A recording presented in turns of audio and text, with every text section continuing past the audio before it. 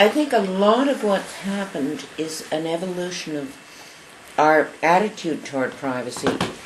We used to think privacy was a God-given, and that it was only when we gave little bits of it away that it was it became public information. Now we have to be extraordinarily careful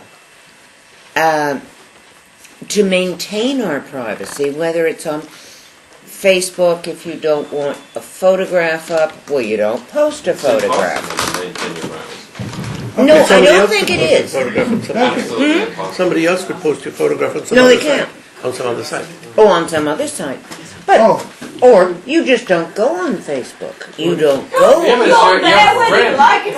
You're at a party, someone pulls out the camera and goes click, and you're on the internet. Society's mind.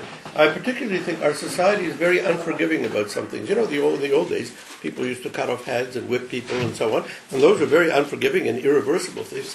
But, yeah, sometimes in some places. But in Saudi Arabia.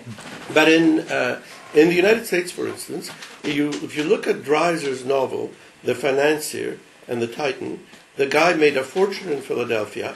He succeeded on the stock exchange, Frank Alpthorne, and then Chicago burned down, the stock exchange collapsed, he was left uncovered, he went to jail for 5 years. He got out of jail after 5 years.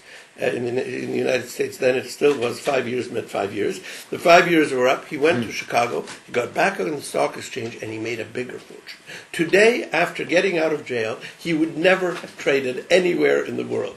He would have, directly or indirectly, they would have caught him, they would have found him, and so on. And so our society, because of the information, is unforgiving. Then you give another name in the 1870s or 1880s, or you even give the same name, they don't have a computer, they can't find you, nobody knows you in Chicago. It's a different